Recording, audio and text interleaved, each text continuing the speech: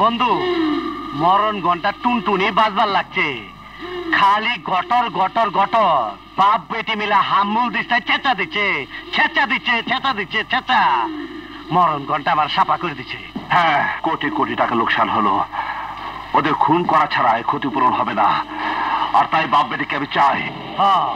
বাঘা এবার হা করছে, বুঝছি এবার অসিত তোর গার মটকাইব। বুড়ি চল আমার সাথে, তা না হলে গুলি করে মেরে ফেলবো।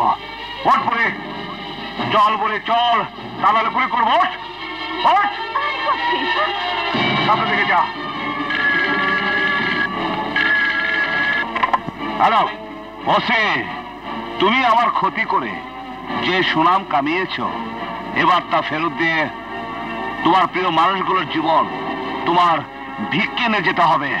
আগুন, ফের যদি কোনো চালাকি করো তাহলে তোমার জীবনে মরণ ঘন্টা বেজে উঠবে, আর তা না চাইলে সব মাল নিয়ে শালগড় জঙ্গলবাড়ি এলাকায় চলে এসো। এই কুলাঙ্গার সন্তান, আমি আসছি। তুই যে মরণ ঘন্টা বাজিয়েছিস, হয় তুই মরবি, আর না হলে আমি লাশ হয়ে ফিরে আসবো। আর একটু ধৈর্য ধরো, ওসির লেনদেনের হিসাব নিকাশটা মিটিয়ে দিলে তোমরা এই কষ্ট থেকে মুক্তি পাবে। মুক্তি না, মৃত্যু চাই। তোর মতো পাপী সন্তানের মা হয়ে বেঁচে থাকার চাইতে মরে যাওয়া অনেক ভালো। চুপ করো মা, চুপ করো। ও একটা নরপশু, ক্ষুধার্ত জানোয়ার যেমনি নিজের সন্তানকে খেয়ে জীবন ধারণ করে, তেমনি স্বার্থের জন্য ওর মতো জানোয়ার আমাদেরকে খুন করতে দ্বিধা করবে না। হ্যাঁ হ্যাঁ, আমি জানোয়ার, আমার স্নেহ মায়া মমতা বলতে কিচ্ছু নেই। ঠিকই বলেছিস, অবিশ্বাস্য হলেও এ মনে যে বিশ্বাসের জন্ম হয়নি, তুই তার জন্ম দিয়েছিস। হ্যাঁ, ওই ওসি হচ্ছে আমার একমাত্র শত্রু।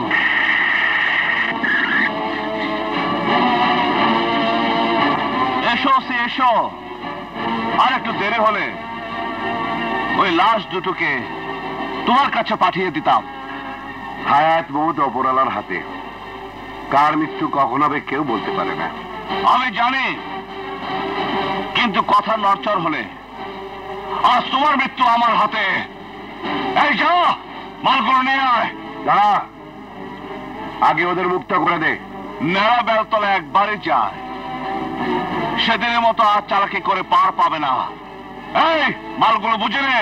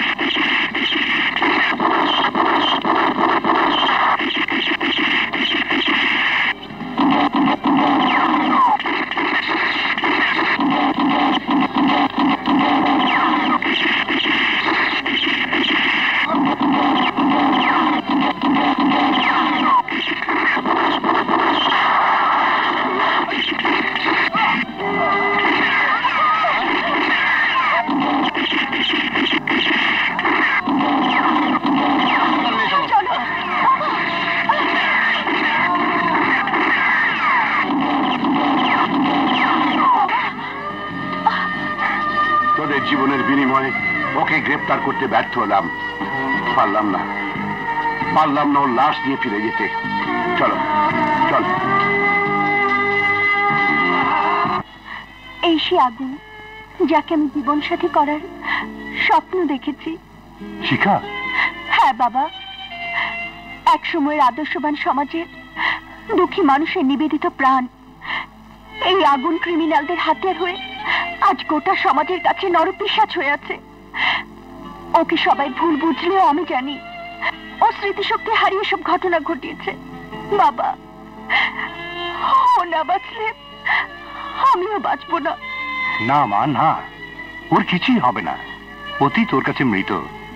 স্মৃতিশক্তি হারিয়ে ও যে অপরাধ করেছে সেই অপরাধের শাস্তি ওর হবে না, হতে পারে না। তুই নির্ভয় থাক মা। একবার আঘাতে যখন ওর স্মৃতিশক্তি হারিয়েছে, এবার আঘাতে ওর স্মৃতিশক্তি ফিরেও আসতে পারে। বাবা, তাই যেন হয়। কিন্তু তার আগ পর্যন্ত ওকে গোপনে আমাদের কাছে রেখে চিকিৎসা করাতে হবে। ঠিক আছে মা, তাই হবে, তাই হবে। লাগলে খবর আছে, তাই তো কই। বন্ধু সবার শত্রু হলো কেমনি?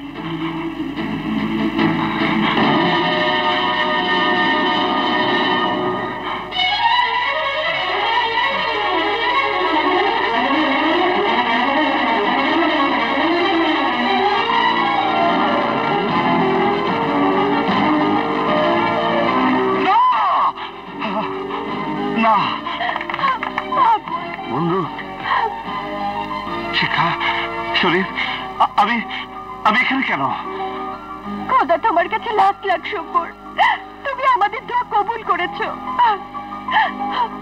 আগুন, আজ তোমার পুনর্জন্ম হলো, তুমি নতুন জীবন ফিরে পেয়েছো। মানে সব শেষ হয়ে গেছে বন্ধু। সারা জীবন যাগো আপন ভাবছালা, আজ তারা তোমার শত্রু। কি বলছো তোমরা? আমি তো কিছু বুঝতে পারছি না।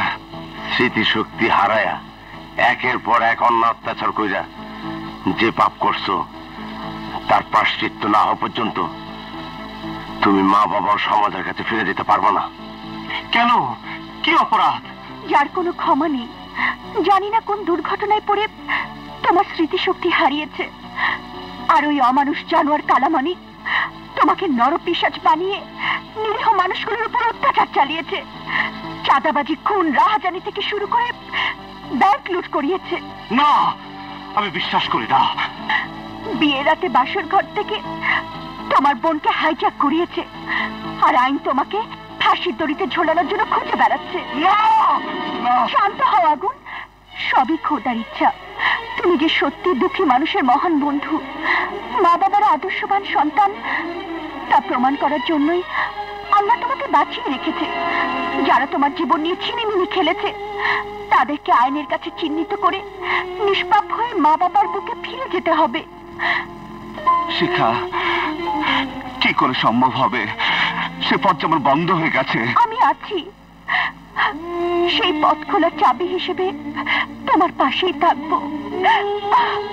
শিখা, হ্যাঁ, লাগলে খবর আছে, আমি কিন্তু চাবি রিং হয়ে থাকুম।